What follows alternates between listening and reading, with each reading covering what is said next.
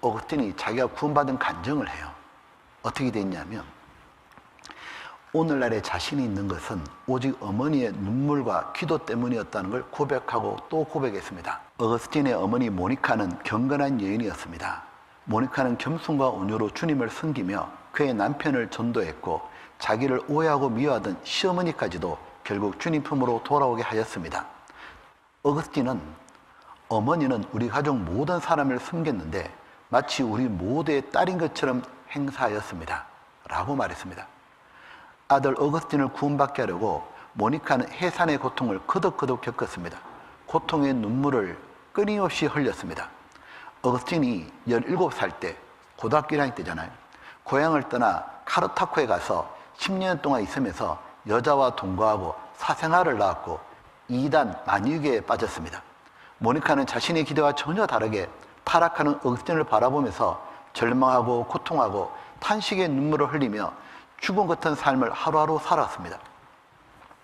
어거스틴은 28세 때에 더 큰 출세를 위해 로마로 떠날 때 어머니 모니카를 속이고 떠났습니다. 참회록 5권 8장에 보게 되면 어거스틴이 이렇게 고백했어요. 어머니는 내가 로마로 떠난다는 말을 듣고 해변까지 나를 따라오면서 나를 붙잡으면서 다시 집으로 돌아가자고, 아니면 로마로 끝까지 가야 될 것 같으면 자기하고 같이 가자고 라고 애걸하셨습니다. 그러나 나는 친구를 항구에서 전송해야 된다고 어머니를 속였습니다. 그분이 어떤 어머니인데? 어머니는 나 없이는 집으로 돌아가지 않겠다고 하셨지만 나는 어머니를 간신히 설득시켜서 그 근처에 밤을 지새시도록 하였습니다. 바로 그날 밤 나는 어머니 품을 빠져나왔습니다. 어머니는 계속 기도하시면서 우셨습니다. 바람이 불어 돛을 때렸습니다. 해변이 시야에 사라져갔습니다. 그리하여 어머니는 고향으로, 나는 로마로 가게 된 것이었습니다. 어거스틴은 로마에 도착하자마자 질병에 걸렸고 어머니 모니카를 버린 죗값으로 질병의 채찍을 받았다고 고백했습니다. 2년 뒤에 384년 가을에 어거스틴은 로마를 떠나 밀란으로 갔습니다. 아들이 밀란에 갔다는 소식을 들은 모니카는 아들을 찾으러 그 멀리 밀란까지 달려왔습니다. 어거스틴이 31살 되던 해 봄이었습니다. 아들이 우여곡절 끝에 밀란 교회 감독이었던 목사님이었던 암브로시스를 만났고 암브로시스에 대한 호감을 가지게 되었다는 걸 듣고는 모니카는 너무 기뻐했습니다. 아들의 손을 붙잡고 암브로시스 감독에게 달려가서 함께 암브로시스의 설교를 듣고 아들의 영혼을 위해서 울면서 눈물로 기도했습니다. 어머니는 전보다 더 열심히 서둘러 교회에 갔습니다. 그리고 암브로시스의 말씀을 마치 생수처럼 들켰습니다. 어머니는 그를 하나님의 천사처럼 사랑했습니다. 내가 이렇게 마음이 움직이는 지경에 이르게 된 것도 암브로시스의 목사님 때문이라는 걸 알았기 때문입니다. 어거스틴은 32살 때 밀란의 어느 집 정원 무화과나무 아래서 눈물을 폭포수처럼 쏟으면서 하나님 품으로 돌아왔습니다. 어머니에게 가서 내 영혼에 무슨 일이 일어난지를 말씀드렸습니다. 그랬더니 어머니께서는 기뻐서 어쩔 줄 몰라셨습니다. 어머니는 주님께 눈물로 영광을 돌리셨습니다. 주님은 어머니의 모든 희망과 꿈이 산산조각이 날 때도 그것을 이루실 넉넉한 능력을 가지고 계셨습니다. 이렇게 해서 어거스틴은 옛 죄된 삶의 종지부를 찍었습니다. 어거스틴은 자기가 구원받은 것은 오직 어머니의 기도 덕분입니다. 나는 이 사실을 주저없이 인정합니다. 하나님께서 내게 진리의 발견이 무엇보다 중요하다는 생각과 그 외에 아무것도 사랑하지 않도록 이런 마음을 주신 것은 오직 어머니의 기도 덕분입니다. 모니카는 아들이 침례를 받고 고향 사람들을 섬기는 하나님의 종이 되기 위해 밀란과 로마를 떠나 고향 아프리카로 돌아오는 길에 오스티니아라는 항구에 머물면서 아들과 깊은 영적 교제를 나누면서 이 세상에 누릴 수 있는 최고의 기쁨과 행복을 누렸습니다. 그로부터 보름 지나자 모니카는 세상을 떠났습니다. 9일간 병상 생활을 하는 동안 모니카는 간혹 눈을 떠서 자기 아들을 축복하고 어거스틴에게는 평생 싫은 소리 한 번 하지 않았다고 말했습니다. 어거스틴은 나는 내 손으로 어머니의 눈을 감게 되었습니다. 청량할 수 없는 슬픔에 가슴이 메었습니다. 눈물이 펑펑 쏟아졌습니다. 나는 이제 어머니가 주는 커다란 위를 잃고 말았습니다. 참회록 9권에서 이렇게 말하고 있습니다. 어머니의 시신을 매장하는 날 나는 종일 무거운 슬픔을 참고 있었습니다. 어머니가 주님과 대화할 때 얼마나 경건하고 주님을 사모했는지를 기억했습니다. 그리고 어머니가 나와 대화할 때 얼마나 부드럽고 자상하셨는지를 기억했습니다. 그런 기억을 되살리며 주님 앞에서 어머니를 생각하며 나를 생각하신 어머니를 생각하며 한없이 울었습니다. 어머니 모니카는 천국에서 아들의 평생에 하나님을 섬기는 사역을 내려다보면서 너무너무 큰 기쁨과 행복을 누리고 있겠죠? 아들이 고향으로 돌아와서 아프리카 사람들을 섬기기 시작할 때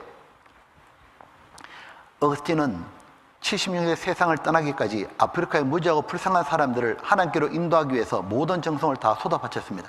자기밖에 모르던 아들이 아프리카 사람들의 영혼을 위해 헌신하는 모습을 천국에서 모니카는 바라보면서 너무 기뻐하며 주님을 찬양하고 또 찬양했을 겁니다.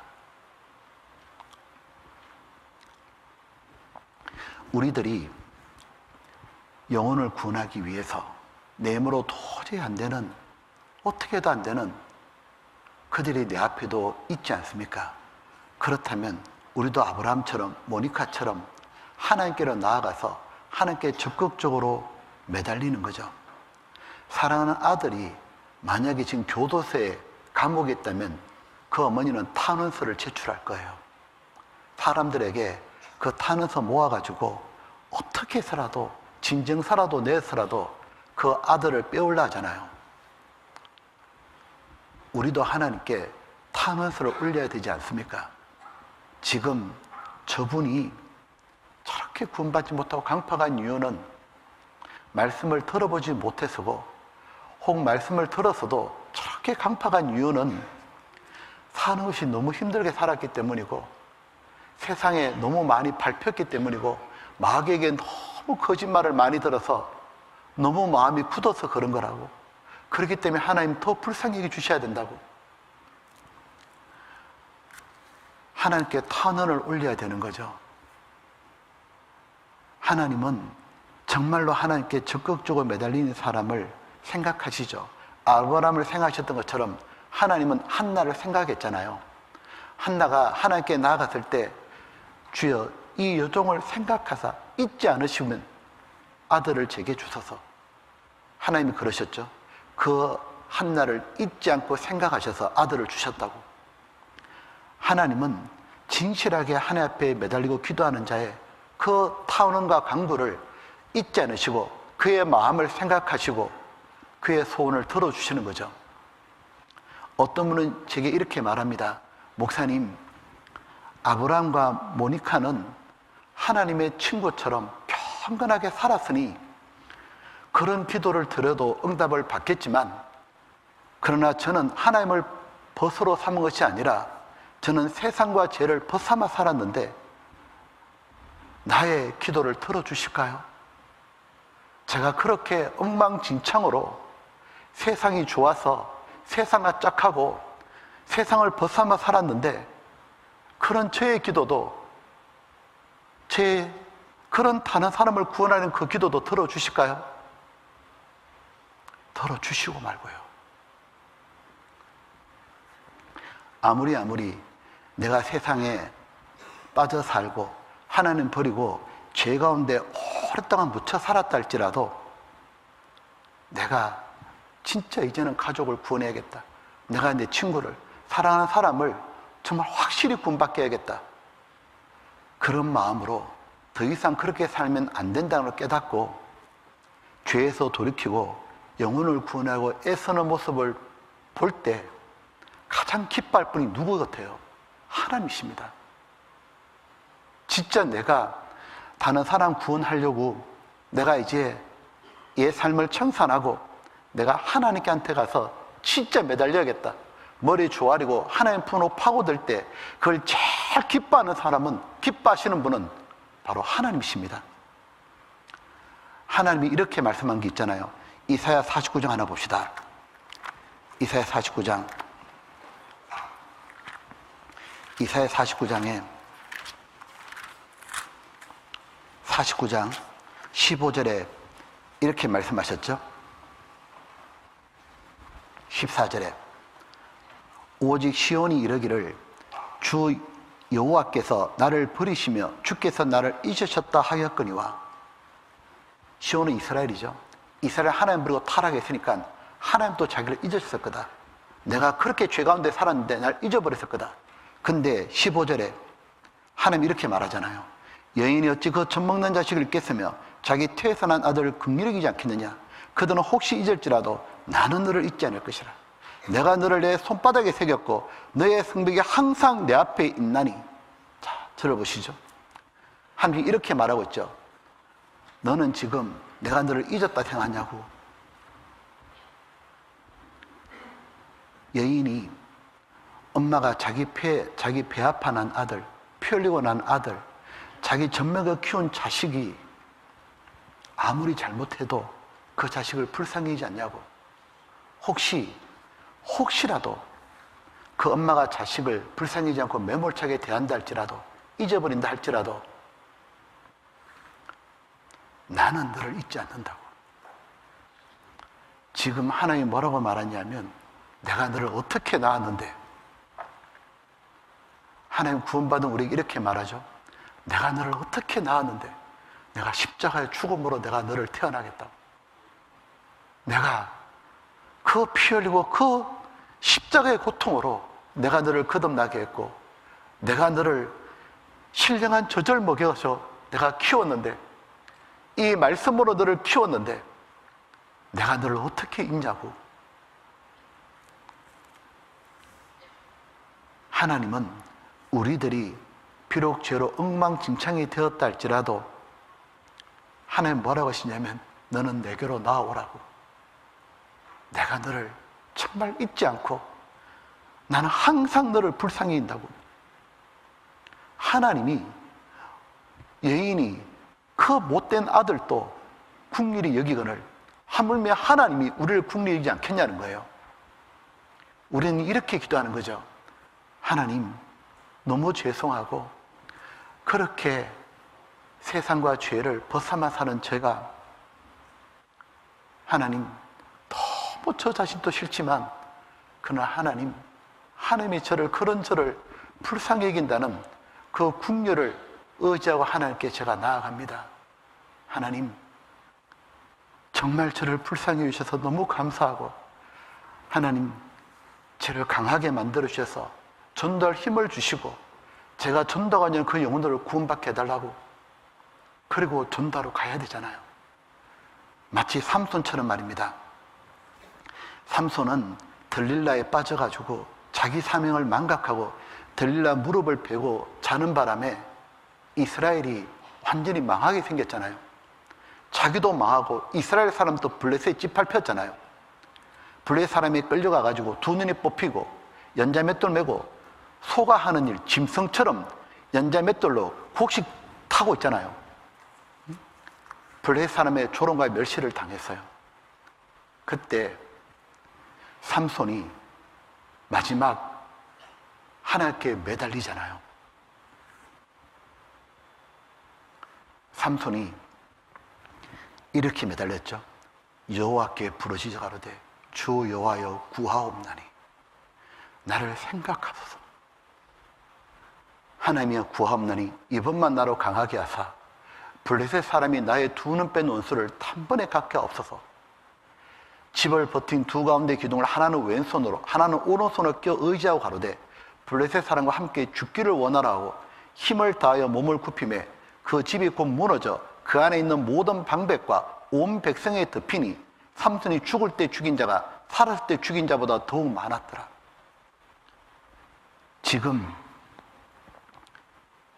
삼손은 왜 이렇게 나왔어요? 삼손은 자신의 모습을 본 거예요. 비참한 모습을. 삼손은 이스라엘의 사사고 나실인이었잖아요.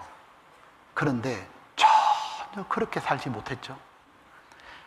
삼손은 자기가 이스라엘 백성을 구원하지 못한다는 무력감과 블레셋 사람에게 놀림감이 되는 비참함에 너무너무 괴로웠던 거예요. 그것이 오히려 그의 삶의 터닝 포인트가 되었던 겁니다. 세상에 빠져 살던 그리스도인들도 영혼을 구원하지 못하는 무력감과 마귀의 놀림감이 되는 비참함, 죄의 포로로 벗어나지 못하는 그 고통 때문에 오히려 그것 때문에 삶의 터닝 포인트를 맞이할 수 있다는 얘기예요. 하나님께서 우리에게 인생의 터닝 포인트를 주셔요. 언제 주시냐면 자기가 너무 무기력한 걸 볼 때예요. 사람을 전도하지도 못하고 자기는 세상에 빠져 살고 마귀가 자기 보면 그래 잘 비웃고 놀리겠다.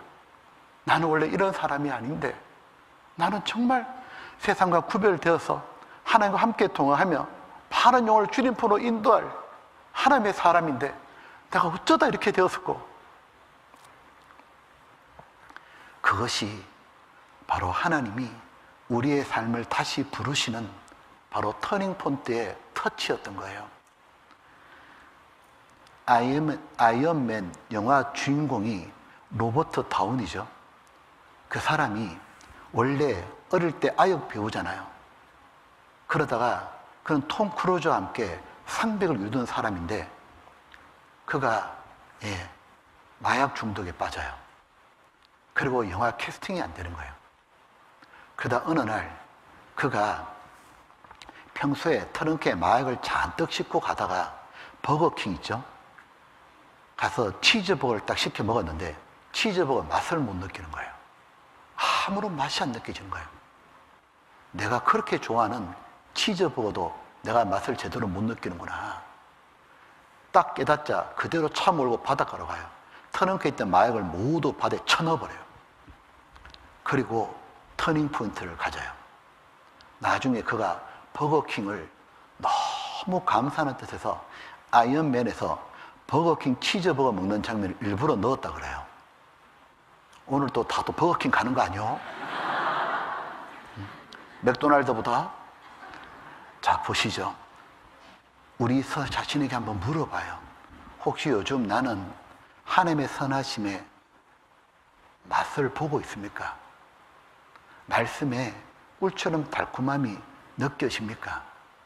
아니면 아무런 맛이 안 느껴집니까? 심령의 낙이 혹시 없습니까? 영적으로 너무 무기력한 자신을 보며 너무 한심하고 답답하지 않습니까? 죄에 빠져 살았던 것 때문에 너무 비참하지 않아요? 양심이 너무 괴롭지 않아요? 이 모든 것은 하나님이 우리를 처음 사랑의 자리로 다시 부르시려는 바로 하나님의 손길이에요. 터닝 포인트를 주시려는 터치인 거예요. 나에게 삼손처럼 해보라고. 삼손처럼 다시 하나님 이번 주 여호와여 구하옵나니 나를 이번만 나를 생각해서 이번만 나로 강하게 하십시오. 그래서 마귀한테 눈을 빼고 나를 비참하게 만들었는 그 원수를 갖게 해달라고. 보면 다시는 그렇게 살지 말라고, 그렇게 비참하게 살지 말라고. 너는 그렇게 살 사람이 아니라 너는 영혼을 구원하는 용사라고. 너는 하나님 편에 완전히 구별된 나시린이고 너는 무사람들이 우러러보는 하나님의 용사라고. 낙이 택배 가지고 1000명을 때려 죽일 수 있는 위대한 나의 용사라고. 영혼을 구원할 능력을 지닌 사람들이에요.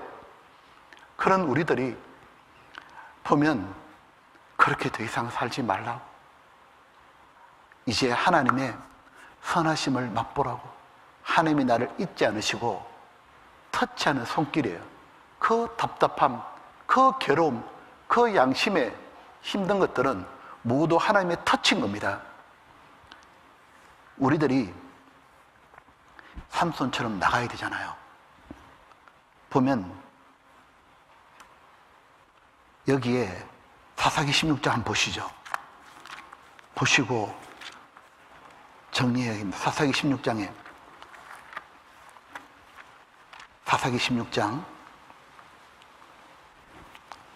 사사기 16장에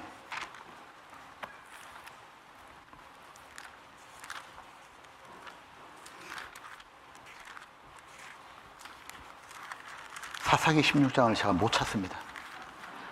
드디어 찾았습니다. 16장 여기 보면 이렇게 돼 있죠. 여기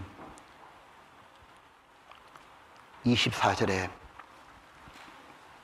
백성들도 삼손을 보았으므로 가로되 우리 토지를 헐고 우리 많은 사람을 죽인 원수를 우리의 신이 우리 손에 붙였다고 자기 신을 찬송하며 그들의 마음이 즐거울 때 이르되 삼손을 불러다가 우리를 위하여 제주를 부리게 하자고.